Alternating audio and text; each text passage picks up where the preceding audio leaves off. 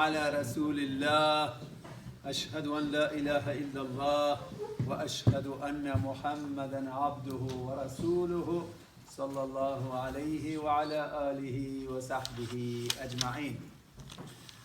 Welcome to another session of this wonderful class. May Allah subhanahu wa ta'ala help us to benefit from this class as much as last class and more than that. And may Allah bless our hearts, our minds, our hearing power, our speaking power, so we can use them in a way that's pleasing to Him. Alhamdulillah, in our last class, we started this course and we addressed the arguments that exist for the existence of Allah, against it and for it. And we went through different arguments that are presented by people. And we looked at the arguments against the existence of Allah, then we looked at the arguments for the existence of Allah.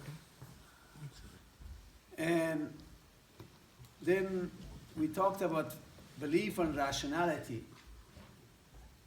And we asked the question, is it possible to rationally approach a faith, and especially the topic of existence of God, Allah subhanahu wa ta'ala?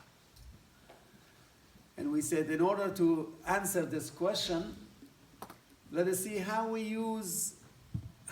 discover other realities in our daily life, and see if we can use those methods to explore Allah subhanahu wa ta'ala. And we addressed the three methods that have been used throughout the history to collect any kind of knowledge, to learn about different realities, and to confirm those realities and prove those realities. What were those three methods? First, using sensory perception to see things, to hear things, and to touch things using the five senses. The second method, logical reasoning and logical inference, to make a conclusion based on logic, based on reasoning. The third method, expert witness, using expert witnesses. And we said all these three methods are scientific.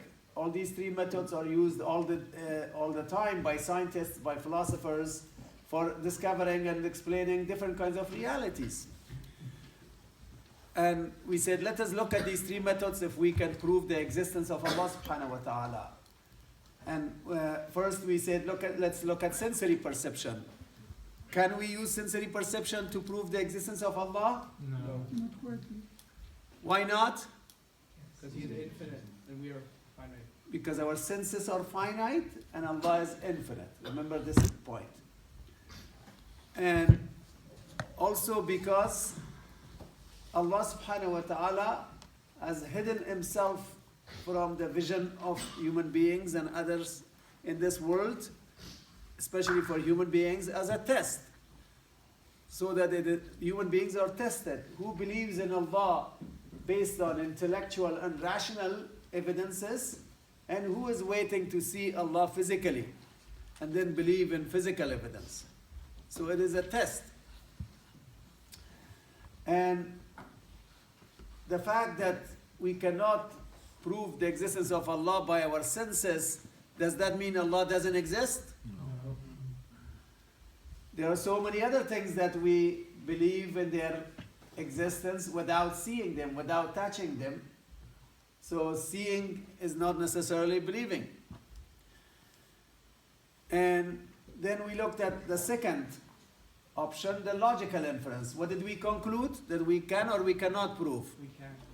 We can prove very clearly and very, categorically we can conclude and say that we can use logic to prove the existence of Allah subhanahu wa ta'ala. How? By a principle of cause and effect was at least one of the primary ones. That everybody agrees that for every effect there is a cause. So for this world, who is the cause? For this life, who is the cause? So the principle tells us that there must be a cause. And when we go through the sequence of causes, we reach a point of what? Infinity. And that's Allah subhanahu wa ta'ala, because Allah is infinite in every meaning. So we can prove the existence of Allah subhanahu wa ta'ala using logical evidence, using logical approach. And the third method, we said it is use of expert witnesses. And what did we conclude? Can we use expert witnesses to prove Allah? Yes. How? Through the For the prophets. prophets. Expert witnesses, just like in science, in philosophy, in the courts of law, in legal matters, expert witness is used as a very valid methodology. They look at expert witnesses, and if expert witnesses give their witness, they will accept it in the court. Historically, expert witnesses are listened to and accepted. And in our scientific writings, whenever we write papers, all we do is quote certain trustworthy authors, right? We don't, as long as we just quote them and we give them give a reference to them, it is, everybody accepts and they don't question, and our paper become valid when we refer to some trustworthy sources in that field. So it's a scientific method to depend on others. And the knowledge cannot be reinvented. Everybody is learning based on knowledge of others who have learned certain things. The science, the technology keeps growing because of use of expert witnesses in that field already. Nobody starts from zero and scratch to learn about anything, right? So we said, and as a conclusion, that yes, only the first method, which is the sensory perception, we cannot prove the existence of Allah, but we can definitely use logical inference. Logically, we can prove the existence of Allah, and using expert witnesses. And just like in science, some scientists go and see under microscope some realities such as virus, such as proton, electron, and then they write books about it, and we all believe it. How many students of knowledge in school and college say, no, I don't believe that there is a proton, electron inside the atom. I don't accept these scientists who they say that, right? Everybody accepts because it comes from a trustworthy source. So if it is coming from a trustworthy source, scientifically we accept it. So just like those scientists who have seen with their own eyes under the microscope, there have been expert witnesses throughout the history who have had first-hand knowledge, just like those scientists, about the existence of Allah. They have dealt with angels, which is unseen reality for all of us. They have dealt with angels. They have received, some of them, they have listened and talked to Allah, like Prophet Muhammad sallallahu alaihi wasallam in the night of Mi'raj, Prophet Ibrahim alayhi salam in the Mount of Sinai. They spoke to Allah subhanahu wa ta'ala. So they were exposed to this first-hand knowledge, just like the scientists see something under microscope. So expert witnesses are a very scientific approach. Some of us were confused about this first method, and some of us mixed the first method and second method based on reading your journals. Some of you say that we can use sensory perception to prove the existence of Allah. How? We don't see Allah, we don't touch Allah, we don't hear Allah. What we see is the signs of Allah. The signs of Allah is not Allah. And in order to connect the signs to Allah, we have to use logic. We have to use logic that the sun is a sign of Allah, the moon is a sign of Allah, the day and night is a sign of Allah, it's a creation of Allah. So we don't see Allah, we see the signs of Allah. And seeing the signs is not the same as seeing Allah Himself. So that's not sensory perception, it is the logical conclusion that we make, that because you connect the signs to the source. Other people, why they claim that God doesn't exist? Because they cannot see. If they can see, then because they don't use the logical inference to connect the signs to Allah subhanahu wa ta'ala. Okay? So sensory perception is good to understand the signs of Allah, the ayat of Allah, but not to prove the existence of Allah. Please understand this very clearly. Why you have to learn these three methods? Why it's important? Because as you know, atheism is growing so badly, especially in academic environment. And our children, they all go to these colleges and universities, and even in high school when they start teaching about evolution and other things, a lot of teachers, they want the students to believe that there is no God. And then parents keep saying, why don't you pray? Why don't you pray? They don't realize that they don't have faith anymore. You're talking about their prayers. They have lost their faith. And so each one of us have to learn these things to help our children, to help other people around us in the community and outside the community, and so many other youth and others. So each one of us have to learn these methods. Some of you say, I cannot relate with these things in your journals. I don't want to talk about belief in unseen, or I don't want to talk about blind faith. I don't want to talk about this. I don't have any reflections about logical inference and this and that. Come on, you are here to learn. So you're learning logical inference is a very powerful method. Expert witnesses is a very powerful method. And you should be able to help other people to start believing. And try that. Start talking with your siblings, with other family members, other relatives, and see how powerful it is, how beneficial it is. Alhamdulillah, so many atheists every semester take my classes. And most of them, alhamdulillah, they start opening their minds for the first time, they say. Yes? So atheists, they don't believe in God at all, right? So this is what it is. We are talking about believing in God, in the existence of God, right? So these three methods is helping us to believe in the existence of Allah. So it's all about atheism. Yes? So what is an agnostic person versus an atheist? Agnostic persons say that, yeah, there is a God, but I'm not sure, but I don't care. Either I am not sure or I don't care. That's agnostics. They don't want to talk about it. They avoid the topic. And we'll come after this slide onwards that what are their arguments.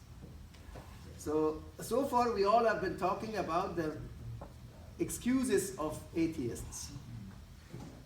And some of you again said, I cannot relate with this belief in the existence of God. Well, you have to learn now from this presentation that from now on you should relate, because many people in your family may have those beliefs. You have to help them. Yes? So one of the practical things from this course will be to engage with people. When you are teaching people that are atheists, how do they typically challenge your points on using logical inference? They of course, argue in their journals. They sometimes argue in their class, but they also, I ask them just to take your time, read it again and again, and think about it.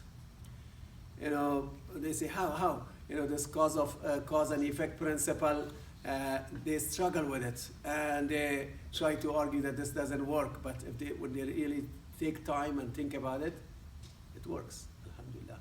So they may come up with some arguments as excuses, usually. But give them time, let them talk, and give them the opportunity to reflect. And inshallah, if they are sincere, if they have an atom of sincerity in their hearts, they will get to see it. If they have decided not to accept no matter what, you can't help them. Yeah, at least they should have the knowledge of cause and effect. Yes. If people are ignorant, they're Yes. they're gonna argue.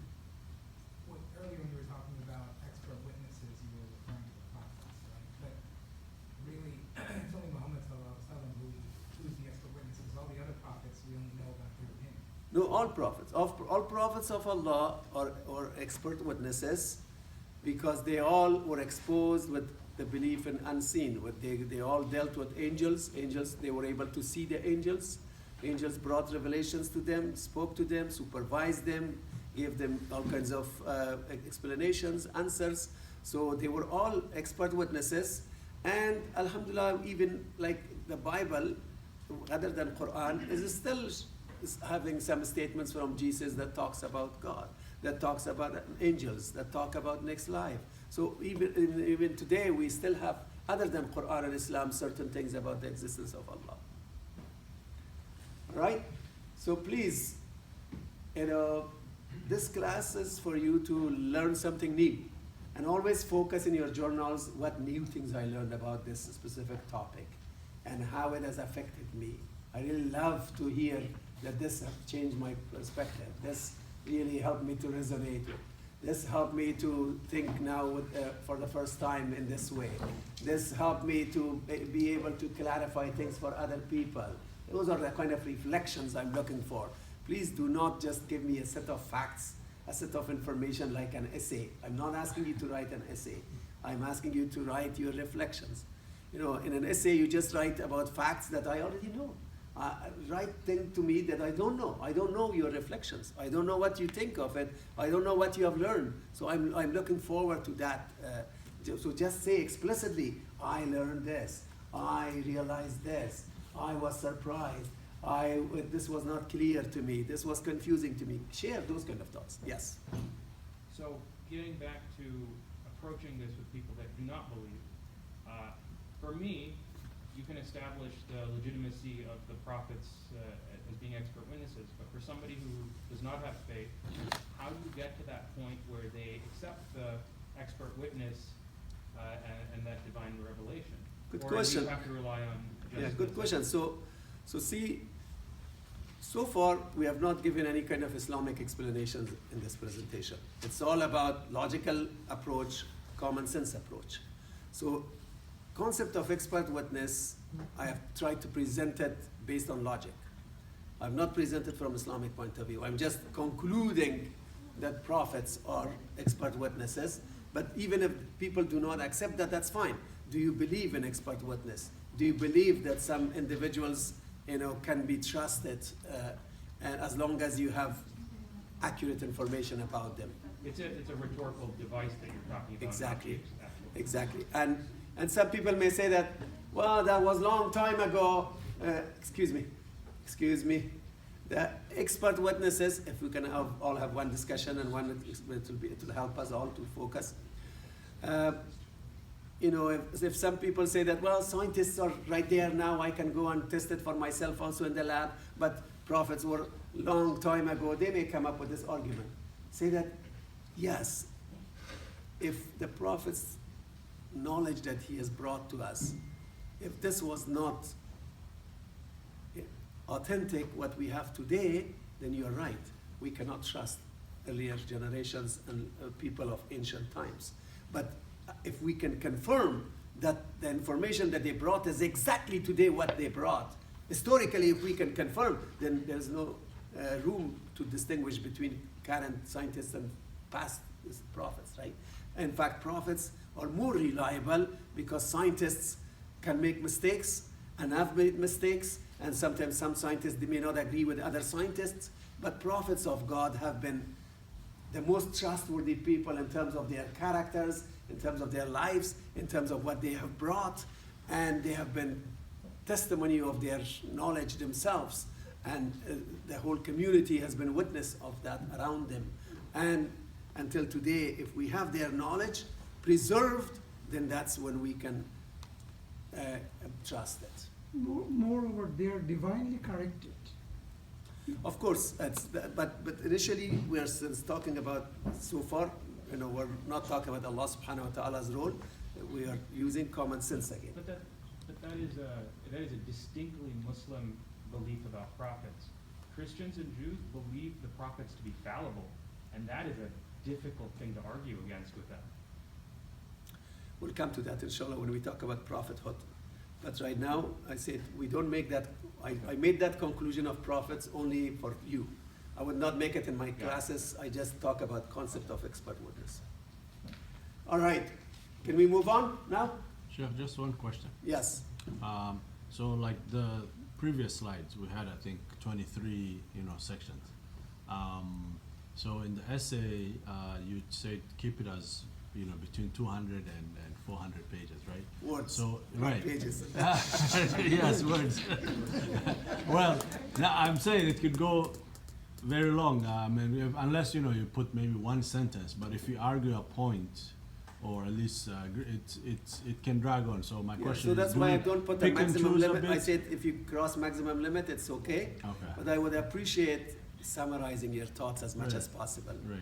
So that, you know, I can No, no, read I- them and I can have enough time for No, all. meaning instead of like let's say if there's within the 23 slides, if let's say 10, 15 subject points. So I give you only a few subjects. I don't ask you to write about every subject. So like for the last presentation, you know, Right. there was about 10 topics we covered. So I only ask you reflections for 5 topics.